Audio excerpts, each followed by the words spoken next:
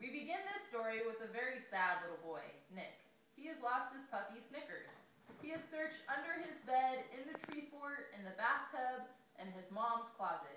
But Snickers was nowhere to be found. Nick did not know what to do next. Wee, I lost my puppy. Snickers, Snickers, where are you? Snickers had caught the scent of a passing pizza delivery truck and galloped along behind it in curiosity. After a good number of blocks chasing the truck, Snickers stopped and noticed she was in a very unfamiliar place. She whimpered and howled for her master Nick and waited for him to show up, but he never did.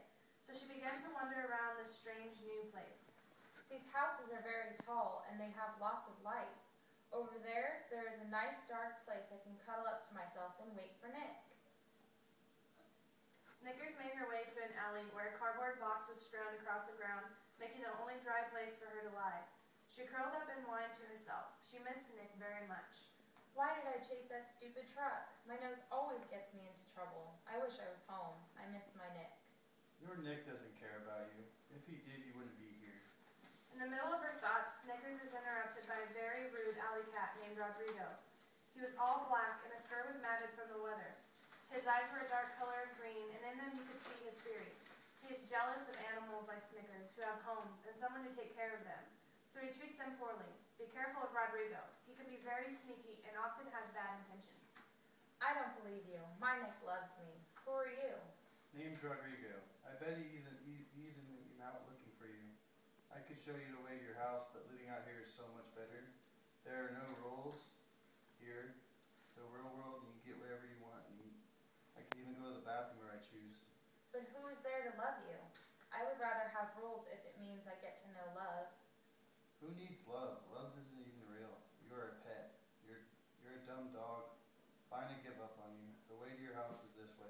And Rodrigo points in the opposite direction in which Snickers needs to go. Why are you trying to help me? You don't seem so honest. Believe what you wish. I am not the one who is lost. It's better for me to get rid of your kind from my streets anyway. Snickers thinks about what Rodrigo has said, but chooses to believe love is real. She walks out of the alley and looks around. She sticks her nose into the air and picks up the slightest hint of, I can smell something. My nose got me into this mess, so maybe it can get me out of it. She sniffs multiple times. It's Nick. I can smell him.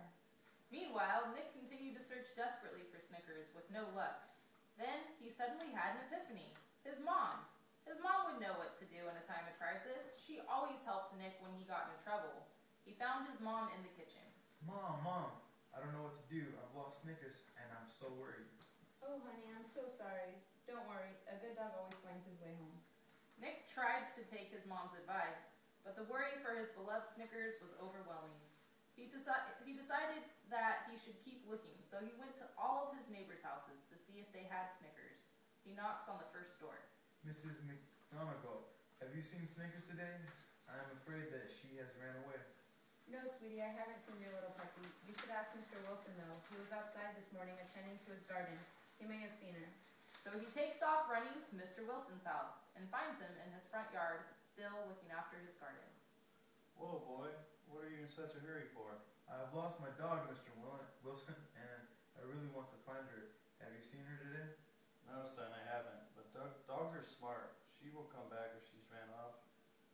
A dog won't go without food if she knows where she can be fed. Go ask Mrs. Snodgrass. She is the last house on the block. Surely she has saw Snickers run by her house. Nick makes his way to Miss Snodgrass's, his last hope. He knocks on the door. What do you want? I'm sorry to bother you, Mrs. Snodgrass, but I'm just trying to find my lost dog. Have you seen her? Yeah, I saw her. Stupid mutt was chasing a delivery truck, so she didn't come back. Huh. Serves her right for disobeying her master. Goodbye. She slams the door in Nick's face.